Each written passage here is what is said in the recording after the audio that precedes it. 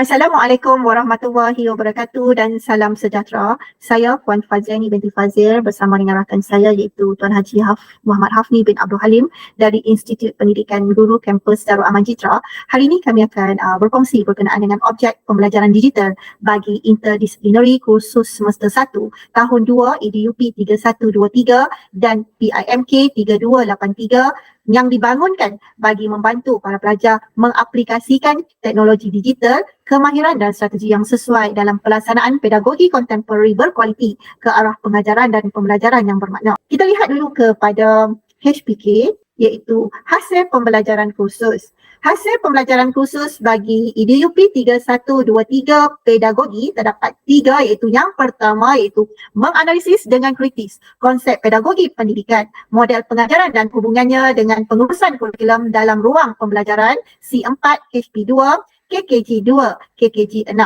HPK yang kedua ialah mengaplikasikan kemahiran mengajar yang sesuai berasaskan kapasiti pedagogi pembelajaran bermakna dalam pengajaran A2, P3, HP3, HP5, KMK yang kelima. HPK yang ketiga ialah merangka pelan pembelajaran bermakna yang mengaplikasikan konsep-konsep dan model pembelajaran bermakna dengan menggunakan pendekatan strategi, kaedah dan aktiviti yang bersesuaian C6, A4, HP2, HP5, KKG5, KKG10 dan KMK8. Kita lihat pula kepada kursus pedagogi ibadah, adab dan jawi. HPK yang pertamanya ialah menganalisis strategi pengajaran dan pembelajaran bidang ibadah, adab dan jawi sekolah rendah secara kritis berdasarkan dokumen kurikulum semasa C4, HPP2, KKG5.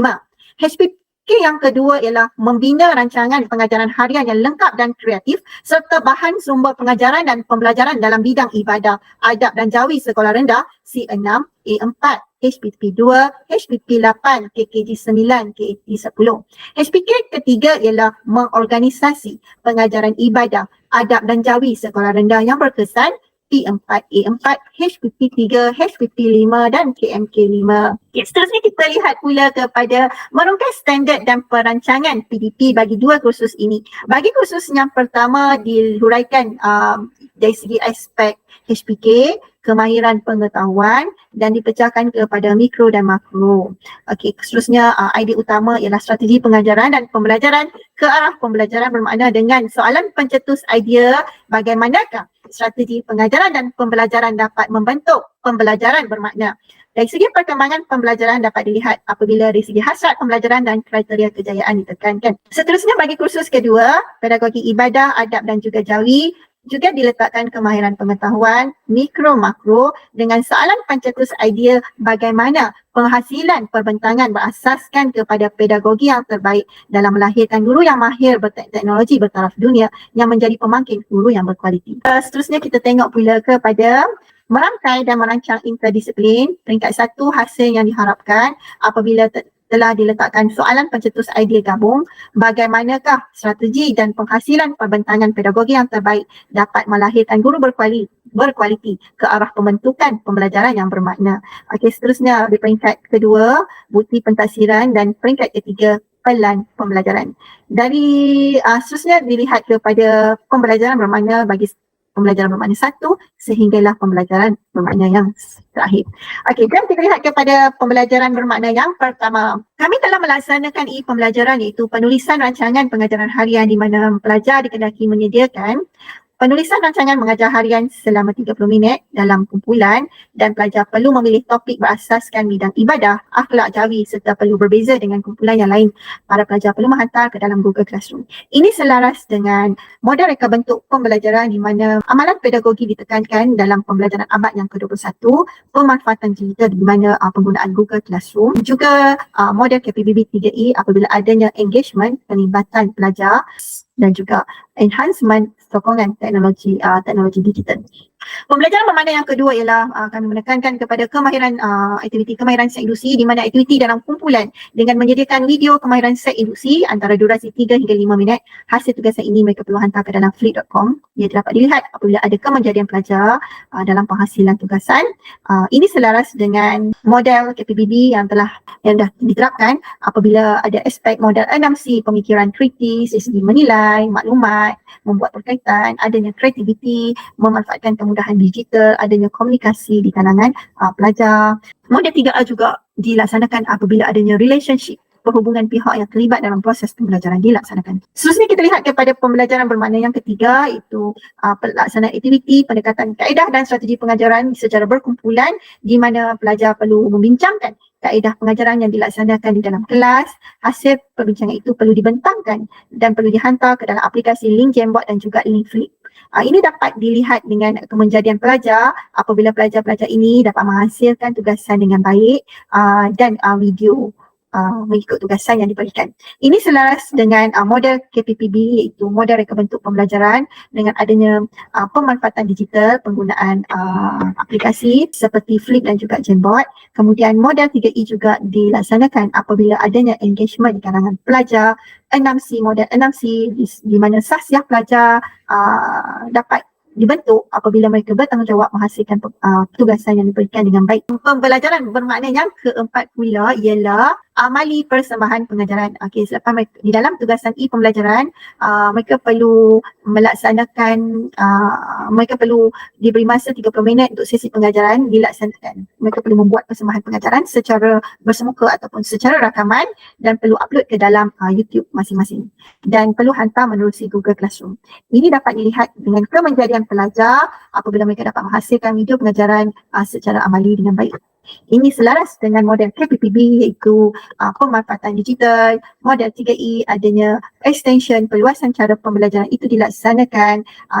Model 6C ada komunikasi dalam pelbagai mod, komunikasi yang menepati audiens. Kemudian model 3E, 3R seperti iaitu relationship, perhubungan pihak yang terlibat dalam proses pembelajaran. Pembelajaran bermakna yang kelima ialah apabila adanya kami melaksanakan webinar pengenalan kapasiti pedagogi pembelajaran bermakna, arahan pembelajaran inter IPG dan juga Akademi YouTuber, anjuran Jabatan Ilmu Pendidikan IPG Kampus Darul Aman Citra Kedah dengan kerjasama Akademi YouTuber Malaysia pada 7 September 2023 pada jam 2 petang, di mana setelah itu para pelajar perlu menghasilkan sebuah refleksi dalam bentuk video pendek anggaran dalam 1 minit. Refleksi itu mereka perlu menghantar menerusi aplikasi Flip. Ini selaras dengan model KPPB, iaitu rakan pembelajaran dengan IPG yang lain, kemudian adanya engagement, pelibatan pelajar dan pesyarah daripada IPG yang lain bersama dengan pihak Akademi YouTuber Malaysia. Model 6C adanya komunikasi yang koheren melalui pelbagai mod. Kemudian di segi model 3R iaitu penghubungan relationship dengan pihak yang terlibat dalam proses pembelajaran ini dilaksanakan. Seterusnya kita lihat kepada pembelajaran bermakna yang keenam telah dilaksanakan bengkel webinar Pendidikan Kewarganegaraan Global Rakan Pembelajaran dengan Universiti Sains Malaysia dan Akademi YouTuber Malaysia. Setelah itu, para pelajar perlu membuat refleksi anggaran 1 minit kepentingan citizenship dan perlu menghantar menerusi linkstory.com yang diberikan. Ini juga selaras dengan model reka bentuk pembelajaran, pemanfaatan digital, kemudian model 6C kewarganegaraan. Assalamualaikum warahmatullahi wabarakatuh dan selamat sejahtera. Saya Muhammad Hafni bin Abdul Halim. Baik, dalam pembelajaran bermakna yang ketujuh ini, kami menekankan berkaitan dengan kompetensi global 6C yang mana satu konsep dirancang untuk meningkatkan hasil belajar melalui perkembangan kompetensi yang berterusan. Dalam kompetensi global 6C ini menekankan kepada 6 aspek yang utama. Dalam ini kami nak menekankan berkaitan dengan aspek kolaborasi dan komunikasi. Okey, jadi antara tugasan yang kita berikan kepada pelajar adalah kita melaksanakan satu lawatan penanda aras. Mereka ini akan melaksanakan tugasan yang pertama itu mengambil 10 gambar berkaitan dengan bahan pengajaran atau inovasi yang dihasilkan oleh guru cemerlang. Yang kedua adalah mereka ini juga pelajar-pelajar kita akan melaksanakan temubual dengan guru yang berpengalaman bagi mendapatkan tip-tip pengajaran yang berkesan. Okay? Jadi hasil temubual tersebut mereka perlu menulis naik dan tidak melebihi 80 patah perkataan. Seterusnya dalam pembelajaran bermakna yang ke-8 yang melibatkan model penglibatan murid, kita memberi tugasan atau dalam pentafsiran berterusan dalam 2 kursus yang mana dalam 2 kursus ini mempunyai tugasan yang hampir sama. Pelajar dikehendaki untuk menyediakan satu video rakaman pengajaran yang merangkumi seindasi, aktiviti dan penutup. Kemudian setelah direkam dan dihantarkan dalam platform yang telah disediakanlah. Jadi 2 tugasan ini mempunyai satu kesinambungan ataupun macam ada dia punya kesamaan dua tugasan ini, jadi memberi ruang, tidak membebankan pelajar lah. Jadi skill pelajar ni akan bertambah apabila melaksanakan dua tugasan khusus, tapi dia hampir sama. Seterusnya saya langkah pula yang bahagian terakhir, refleksi daripada pembelajaran 1 hingga 8. Kita nak mendapatkan respon daripada pelajar. Jadi kita membina satu Google Form untuk mendapat maklum balas daripada pelajar. Dan hasilnya alhamdulillah, kalau kita lihat daripada respon-respon yang tertera di skrin ini, beberapa respon antaranya menyatakan KPB ini lebih mementingkan penggunaan teknologi dalam PDP. Dia mengatakan KPPB ini mengutamakan beberapa aspek penting, masalah penggunaan teknologi dan pembelajaran, membolehkan pelajar melakukan penerokaan. Ada lagi menyatakan juga pembelajaran KPPB ini memberi saya gambaran untuk menghasilkan pengajaran yang lebih berkualiti. Jadi beberapa ni lah. Ada yang respon juga mengatakan bahawa saya mengetahui berkaitan rakam pembelajaran dan persekitaran pembelajaran dalam PDP. Jadi keseluruhan majoriti lah respon yang kita dapat, refleksi yang kita dapat daripada hasil yang kita telah laksanakan untuk betapa kapasiti pedagogik pengajaran bermakna ini, KPPB ini. Jadi responnya sangatlah positif, dan pelajar dapat sesuatu yang baru dan pelajar dapat satu ilmu yang amat bermakna dan amat berguna kepada mereka. Jadi mereka dapat dalam dua khusus yang berlainan topik, tapi ada konten yang hampir sama. Ada konten. Jadi pelajar-pelajar ini dapatlah satu ilmu yang berguna untuk di masa akan datang mereka, untuk mereka terjun dalam dunia yang sebenar di alam persekolahan nanti, insyaAllah. Dan itu saja daripada saya. Sekian, wabillahi taufiq wal hidayah. Assalamualaikum warahmatullahi wabarakatuh.